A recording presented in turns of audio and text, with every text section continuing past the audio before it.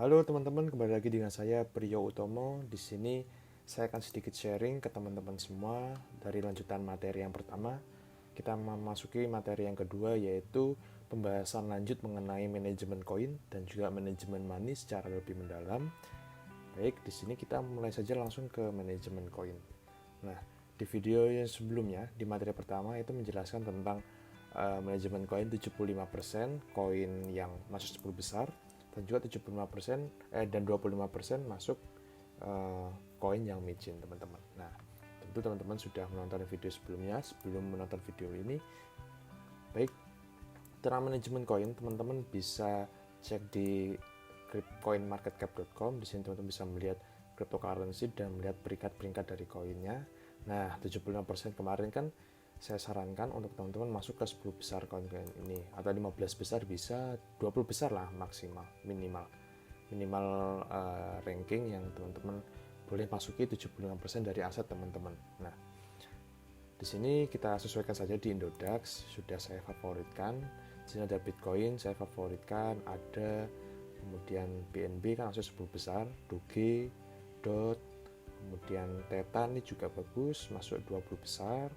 Kemudian XRP, XLM, XEM ini juga bagus, masuk 30 besar, termasuk bukan kategori koin micin. Nah, yang koin-koin micin seperti AOA, ini BTT juga termasuk koin micin, Eminer, GSC. Nah, ini cuma beberapa koin micin saja, seperti Vexanium juga koin micin. Jadi, teman-teman mungkin bisa meniru referensi yang saya lakukan, dan saya hanya trading di koin-koin ini, teman-teman, sehingga tidak semua koin saya masuki.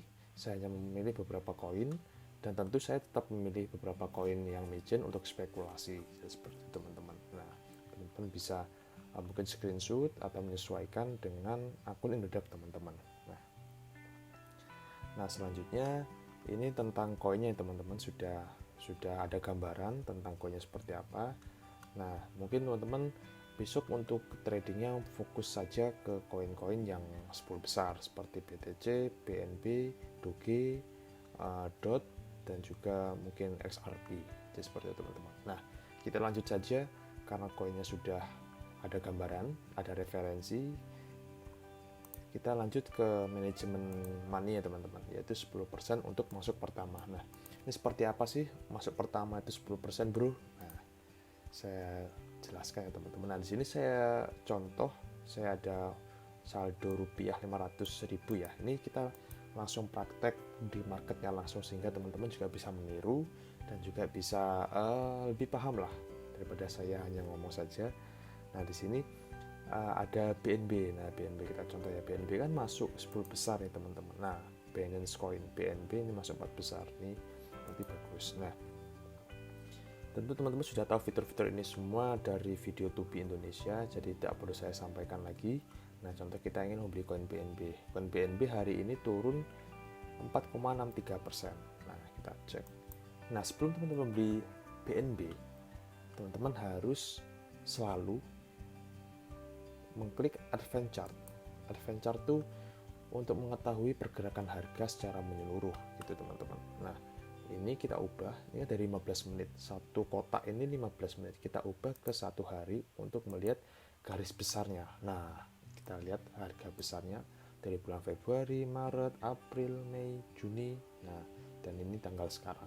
Jadi satu kotak ini 1 hari. Nah, BNB ini menurut saya cukup bagus, teman-teman. Dia udah masuk 10 besar, kemudian dari harganya di bulan Mei dia nyentuh ke 10 jutaan, dan sekarang harganya turun menjadi 5.700.000. Nah, menurut saya ini benar-benar bagus untuk dibeli, karena besar kemungkinan dia akan kembali ke 10 juta atau bahkan bisa melebihi all time high-nya ini, teman-teman. Nah, seperti apa cara masuknya? Nah, karena kita sudah melihat grafik secara besarnya, dan grafiknya tidak di pucuk, di tengah-tengah harganya bagus. Ini harga 5.710.000, kita bisa beli. Nah, sesuai dengan yang poin 4 manajemen money, masuk pertama itu 10%, teman-teman. Kita tidak boleh beli di harga sekarang 5.710.000, beli dengan semua uang kita. Contoh uang kita 500.000 nih ya, 500.000. Kita beli all ini 500.000 di BNB. Nah, itu yang salah. Kenapa seperti itu? Saya jelaskan. Nah, ketika teman-teman beli di sini kan 500.000, Oke, kita beli 500.000 semua di sini. Nah, besok contoh ya, besok kemudian harganya turun kembali jadi 5 juta. Kemudian besoknya turun lagi jadi 4 jutaan. Nah, teman-teman bisa apa ketika harga turun sampai segitu banyaknya? Yang bisa ya cuma teman-teman cuma bisa melihat harganya saja kan, melihat kondisi saldo teman-teman lagi minus. Kan sangat disayangkan sekali. Beda cerita kalau teman-teman tidak beli all in. Harga sekarang beli sebagian, kemudian dia turun, beli lagi, kok dia turun lagi, bisa beli lagi gitu. Jadi sistem cicil teman-teman. Sehingga contoh nih ya, teman-teman beli di sini 50.000 kan 10% dari modal. Kemudian beli lagi misalkan besok-besok dia turun, 2 hari kemudian dia turun di sini, kita beli lagi 50.000. Kemudian dia turun lagi, turun 2-3 hari, seminggu kemudian dia turun lagi, beli lagi di sini. Contoh ya, turun di sini kita beli lagi. Nah, ketika besok dia harganya naik dalam waktu 1 bulanan mungkin ya, kita ambil contoh saja, 1 bulan dia naik. Nah, harga yang kita beli di bawah ini sudah untung teman-teman, dan harga yang di atas ini itu sudah balik modal. Beda cerita kalau kita all in di harga ini. Kalau kita all in di harga ini, dia turun, kita minus, floating minus, kemudian dia naik ke sini, yang ada kita balik modal, tidak untung, tidak mendapatkan keuntungan. Beda cerita kalau kita main sistem cicil, sistem main bertahap. Dia turun, kita beli, dia turun lagi kita beli, ketika dia naik, yang bawah ini sudah profit, yang atas sudah balik modal. Akumulasinya semua sudah profit gitu teman-teman. Jadi teman-teman bisa jual ketika harganya sampai sini gitu teman-teman. Nah, mungkin teman-teman sini mungkin sudah sedikit ada gambaran ya, sehingga jangan salah ketika nanti punya uang, teman-teman harus ngewanti-wanti uangnya, jangan sampai dipakai semua langsung brek 500.000 di sini atau 100.000, contoh 100.000 beli di sini semua. Nah, itu yang salah. Nah, ya antisipasi yaitu ketika harganya longsor kan sangat disayangkan sekali. Harganya turun murah, kita malah nggak beli. Kan di sini kita dagang teman-teman. Trading ini kan perdagangan. Kita dagang mata uang gitu. Kalau di kripto berarti kan dagang aset digital gitu teman-teman. Kok harganya murah? Logikanya sebagai pedagang kita harus beli banyak gitu loh. Beli lagi. Turun lagi murah ya beli lagi gitu. Selama koin itu bagus, fundamentalnya bagus, kemudian rankingnya juga bagus, ya tidak masalah gitu. Ketika harganya misalkan di sini turun terus dan nggak mau pergerakan lagi, ya udah tunggu aja sebulan 2 bulan, kemungkinan besar bakalan naik, soalnya all time high di 10 juta gitu.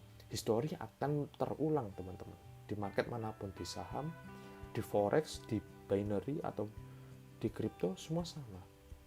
Histori akan terulang gitu, teman-teman. Jadi santai saja. Yang penting tentu uang dingin yang harus diperlukan di sini. Nah, ini contohnya teman-teman. Jadi teman-teman bisa terapkan di koin-koin lainnya, sehingga teman-teman bisa cek koin lainnya dan perlakukan dengan yang saya jelaskan tadi.